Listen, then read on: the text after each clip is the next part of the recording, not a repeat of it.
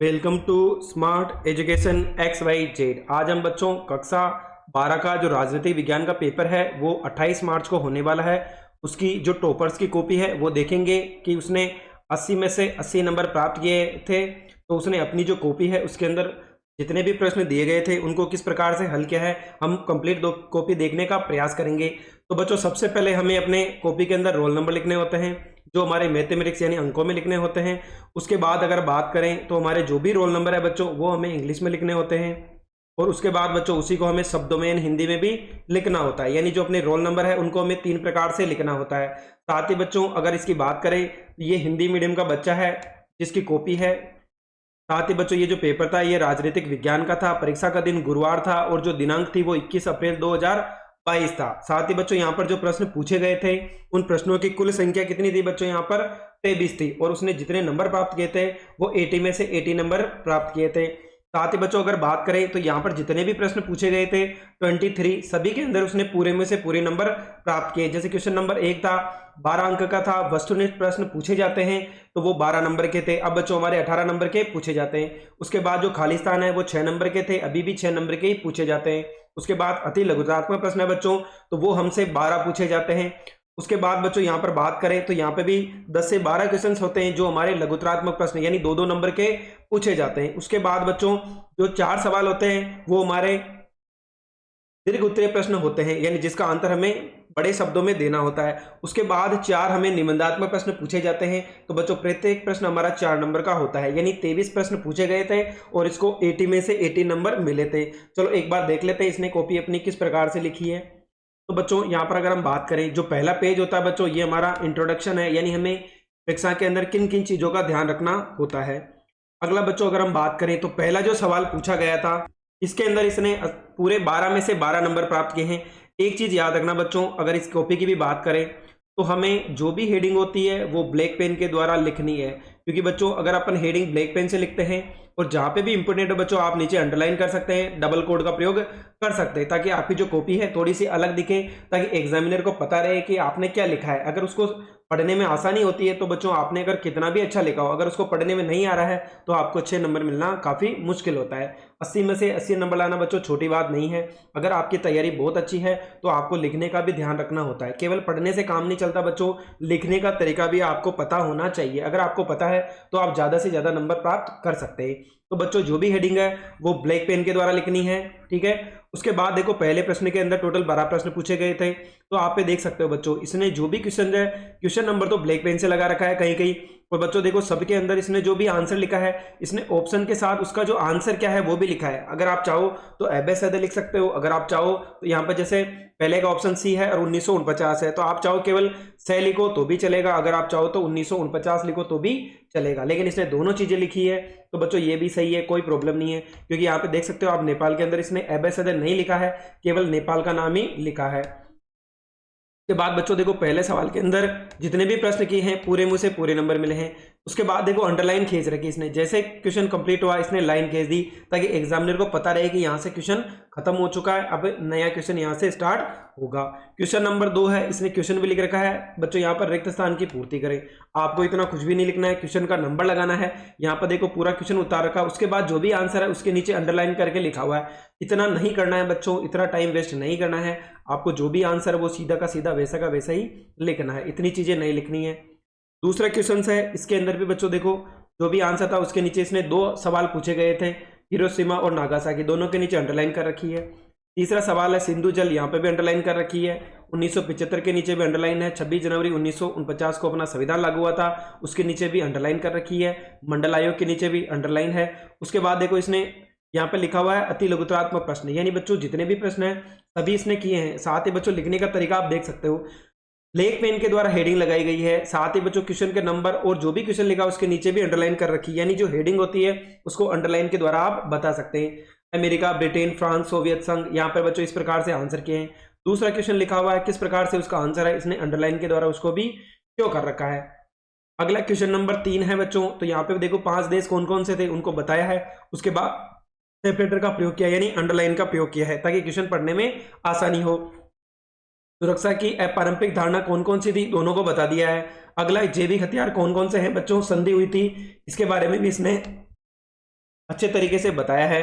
उसके बाद मानवता की सांझी विरासत, हर क्वेश्चन के बाद आप देख सकते हो कहीं पे इसने अंडरलाइन कर रखी है, कहीं पे एक एक लाइन छोड़ के बहुत ही अच्छे तरीके से इसमें सेपरेटर का प्रयोग करके बहुत ही अच्छे तरीके से क्वेश्चंस को लिखे हैं। तो बच्चों जितना लिखने का तरीका अच्छा होगा उतने ही ज़्यादा नंबर मिलने के चांसेस होते हैं। केवल पढ़ने से कुछ भी नहीं होता है बच्चों, पढ़ाई तो सब करते हैं, लेकिन अगर आपको लिखने का तरीका नहीं पता है एग्जाम में किस प्रकार से लिखना चाहिए, अगर आपने पूरे के पूरे सही लिखा है फिर भी आपको पूरे नंबर मिलने के चांसेस नहीं बनते हैं। तो इसलिए बच्चों लिखने का तरीका जरूर देखें। ये कॉपी हम इसी वजह से डाल रहे हैं ताकि आपको पता रहे कि कॉपी में किस प्रकार से लिखा जाता है। हर एक सब्जेक्ट के लिए लिखने का तरीका अलग अलग होता है बच्चों, एक जैसा नहीं होता है। ग्रामर सब्जेक्ट है, व्याकरण वाले, तो उनका लिखने का तरीका अलग होता है, वहाँ पे भाषा की वर्तनी का हमेशा ध्यान रखना पड़ता है अपन को। और यहाँ पे जो बच्चों जो भी ट्री की तरह जो पेपर होते हैं यानी रटन विद्या वाले पेपर होते हैं, इनके अंदर लिखने का तरीका पॉइंट वाइज होना चाहिए। अगर आपने पॉइंट वाइज अच्छे से समझा रखा है तो आपको नंबर मिलने के ज़्यादा चांसेस बनते हैं। अगला बच्चों यहाँ पर इसने अगला क्वेश्चन हो गया यहाँ पर लघुतरात्मक, जो प्रत्येक प्रश्न 2 नंबर का है। 2 चीजें पूछी है, संसाधन और सैन्य सुरक्षा। तो आप देख सकते हैं इसका लिखने का तरीका कितना बढ़िया है बच्चों। देखो क्वेश्चन नंबर 4 है, पहला पॉइंट दूसरा पॉइंट ब्लैक पेन के द्वारा इसने दिखा रखा, कितना अच्छा लग रहा है। और एक एक लाइन का गैप आप अवश्य छोड़ें ताकि आपको भी अच्छा लगे पढ़ने में, आपको खुद पता चल जाए कि आपने जो कॉपी लिखी है वो किस प्रकार से लिखी और आपको किस प्रकार से नंबर मिलने चाहिए। अगला क्वेश्चन है क्वेश्चन नंबर 5 है। यहाँ पे देखो इसने क्वेश्चन नंबर लगा के अंडरलाइन कर रखा है, 2 में से 2 नंबर मिले हैं। एक चीज इंपॉर्टेंट है बच्चों, जब भी आप राजनीति विज्ञान हो, हिस्ट्री हो या ज्योग्राफी हो, पॉइंट वाइज लिखना है हमेशा, क्योंकि ये बच्चों सब्जेक्ट ऐसे हैं क्योंकि इनको पॉइंट वाइज लिखना काफी जरूरी होता है। अगला है साग थेरेपी क्या होती है, इसने बता दिया, अंडरलाइन के द्वारा सबको समझा रखा है। क्वेश्चन नंबर 7 है, सोवियत संघ के विघटन के 2 प्रभाव कौन कौन से थे, पॉइंट के द्वारा बता दिया। लिट्टे क्या था बच्चों, उसकी मांग भी इसने अंडरलाइन करके अच्छे से बता रखा है। कश्मीर विवाद क्या था, सिंधु नदी जल विवाद क्या था, वो भी बता दिया। उसके बाद अगला सवाल है क्वेश्चन नंबर 10, इसके अंदर 2 नंबर मिले हैं। क्योटो प्रोटोकॉल क्या होता है उसके बारे में भी बता दिया। भारत के स्वतंत्र होने के समक्ष कौन कौन सी चुनियातें थी, तो उनको भी देखो अंडरलाइन के द्वारा। 2 पॉइंट है तो दोनों को अलग अलग अंडरलाइन करके ब्लैक पेन के द्वारा हेडिंग लगा के, और जो भी पॉइंट आपको लगेगा इसके अंदर ज्यादा इंपॉर्टेंट है, आप या तो नीचे अंडरलाइन कर दें तो ज्यादा बढ़िया दिखेगा, या आप डबल कोड का प्रयोग भी कर सकते हैं। अगला है बच्चों यहाँ पर क्वेश्चन नंबर 12 है, इसके अंदर भी 2 में से 2 नंबर मिले हैं। कांग्रेस की सामाजिक और विचारात्मक गठबंधन के रूप कौन कौन से थे, वो भी इसने बता रखा है। अगला है ऑपरेशन फ्लड क्या था बच्चों, यहाँ पे देखो अंडरलाइन के द्वारा उनको जो भी इंपॉर्टेंट चीजें थी, श्वेत क्रांति 1970 हो गया, आनंद हो गया, तो इनके नीचे अंडरलाइन कर रखी है। अगला है टीवी पर्स क्या होता है बच्चों, उसके बारे में देखो अंडरलाइन के द्वारा बता रखा है। अगला है चिपको आंदोलन क्या था, ये बड़े क्वेश्चन है बच्चों, तो यहाँ पे भी देखो इसने बहुत अच्छे तरीके से मांग क्या है वहां पे अंडरलाइन कर रखी, ब्लैक पेन का प्रयोग कर रखा है। अगला था लोकसभा 2004 के चुनावों में सहमति, आर्थिक मुद्दे कौन कौन से थे, पिछड़ी जातियों के प्रति क्या सहमति बनी थी, वो बता दिया। क्वेश्चन खत्म होते हैं, अंडरलाइन लगा रखी है। क्वेश्चन नंबर 17, इसके अंदर भी 3 नंबर मिले। सोवियत संघ के विघटन के कारण कौन कौन से थे, ये बच्चों बार बार पूछे जाने वाला सवाल है, तो बच्चों देखो आप देख सकते हैं कॉपी किस प्रकार से लिखनी है। अगला है क्वेश्चन नंबर 18 है, वैश्विक राजनीति में पर्यावरण की चिंता के कारण कौन कौन से हैं, ओजोन परत में छेद, पर्यावरण का जल प्रदूषण, वैश्विक ताप वृद्धि। अगला क्वेश्चन नंबर 19 है, प्रथम पंचवर्षीय योजना है तो इसके योजनाकार क्या थे, मूल मंत्र क्या था, ज्यादा जोर किस पे दिया गया था, तो बच्चों पॉइंट वाइज आप इसको बता सकते हैं। तो आप बच्चों कॉपी देख सकते हैं, यहाँ पर बागड़ा नांगल परियोजना है, अंडरलाइन के द्वारा बता रखा है। कांग्रेस की पुनर्स्थापना 1971 में हुई, इसके कारण कौन कौन से थे, पॉइंट वाइज बता दिया है। निबंधात्मक प्रश्न है बच्चों, तो क्वेश्चन नंबर 21 है, अंतर्राष्ट्रीय संगठन की आवश्यकता क्यों हुई, पॉइंट वाइज देखो सारे पॉइंट वाइज बता रखे हैं। तो बच्चों जितना पॉइंट का प्रयोग करोगे उतने ज्यादा नंबर आने के चांसेस बनते हैं। भारत विभाजन के परिणाम कौन कौन से हैं, आप देख सकते हो हर एक पॉइंट को अंडरलाइन के द्वारा और पॉइंट वाइज बता रखा है। अगला है ताड़ी विरोधी आंदोलन कौन कौन से था, उदय कब हुआ, शराब के प्रभाव कौन कौन से थे, नारा कौन सा दिया था, ताड़ी बंद करने का क्या कारण था, इसकी सफलताएं कौन कौन सी है। तो बच्चों ये जो जितने भी सवाल पूछे गए थे, 23 प्रश्न पूछे गए थे, सभी के अंदर बच्चों इसने पूरे में से पूरे नंबर प्राप्त किए हैं, यानी 80 का पेपर था और 80 नंबर प्राप्त किए हैं।